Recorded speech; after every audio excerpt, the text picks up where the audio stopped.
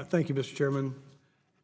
We taxpayers trust this Corporation for National Community Service to administer $750 million in some kind of effective and accountable manner.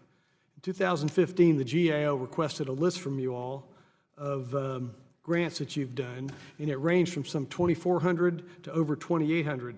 By my math, and it's not really all that good being from Oklahoma and Florida, but that's a 14% difference, which equates to $100 million out of that $750 million. Now, that's a lot of money, and I'm curious, Ms. Giblin, if you can show us with all that how you can effectively monitor grants if you don't even know how many grants you've done and where that $100 million might have gone. Thank you for that question. As I shared with the committee earlier, the difference in numbers that were provided to the GAO were with regard to the time that the census of grants was taken.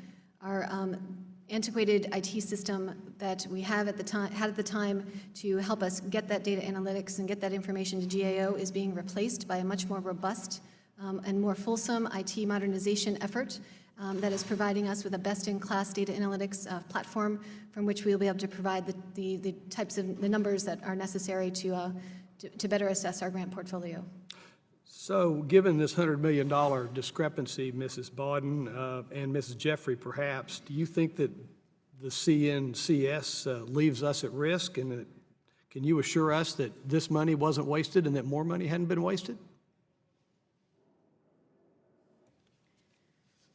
What you've pointed to is a serious problem with data validation inside the corporation. In 2014, a study was performed by the MITRE Corporation, and one of the things they found was these serious discrepancies between what should be identical information in multiple systems. It was not, in fact, identical, and it led to some of the problems that you've identified. We've encountered the same problem in our work. What has happened over the past year is a very serious scrubbing of the data so that as the new system comes online, the data it will have will be valid. I don't think that we really have money that's missing. I think we're looking at records that are just not internally consistent. Thank you, ma'am. As Ms. Giblin noted, the data that we looked at was with respect to how many grants the corporation assessed to determine their priority for monitoring, and we received some inconsistent information with that in that data request.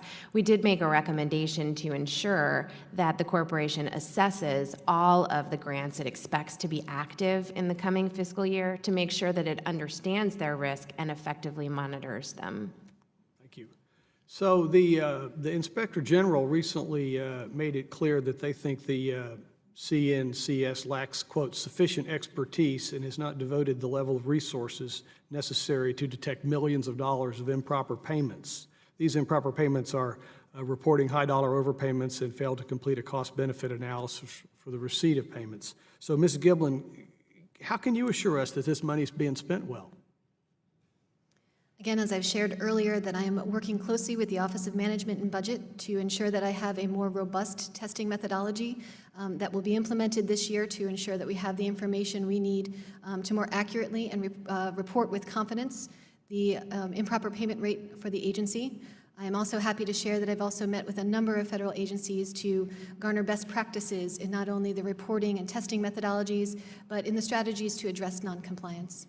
Thank you. Have you levied any penalties or fines or anything on any of these grantees that have failed to do the background checks or have used the untested assumptions or have not made sure that the payments that they dispersed were proper? Have you penalized those folks any?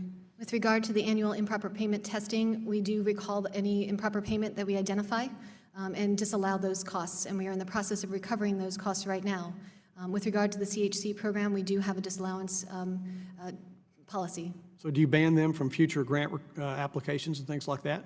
We work with them closely on a corrective action plan and to retrieve disallowed costs. If grantees are compliant with the corrective action plan and do repay those costs, we are amenable to continuing working with the grantee.